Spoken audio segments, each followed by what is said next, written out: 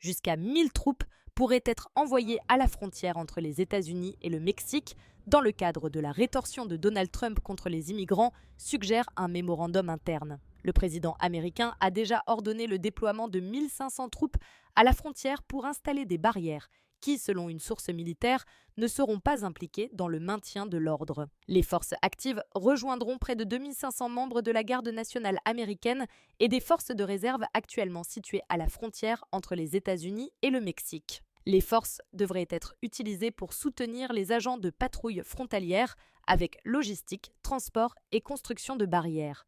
Elles ont effectué des tâches similaires dans le passé, lorsque Trump et l'ancien président Joe Biden avaient envoyé des troupes actives à la frontière. Selon la loi aux États-Unis, il est interdit aux troupes d'exercer des fonctions d'application de la loi à la frontière, mais cela pourrait changer. Par le biais d'ordres exécutifs, Trump a ordonné aux futurs secrétaires à la Défense et à la Sécurité intérieure de faire rapport dans les 90 jours s'ils estiment que la loi de 1807 doit être abrogée. Si cela se produit, les troupes pourraient alors être utilisées pour des tâches civiles d'application de la loi sur le sol américain. Trump, dès son entrée en fonction, a indiqué qu'il prévoyait d'utiliser l'armée le long de la frontière. Dans l'un des premiers ordres signés lundi, Trump a ordonné au secrétaire à la Défense de présenter un plan pour la frontière et comment lutter contre l'immigration massive illégale. Lors de son discours d'inauguration en tant que président, Trump a déclaré qu'il déclarera une urgence nationale à la frontière sud. Les entrées illégales seront immédiatement arrêtées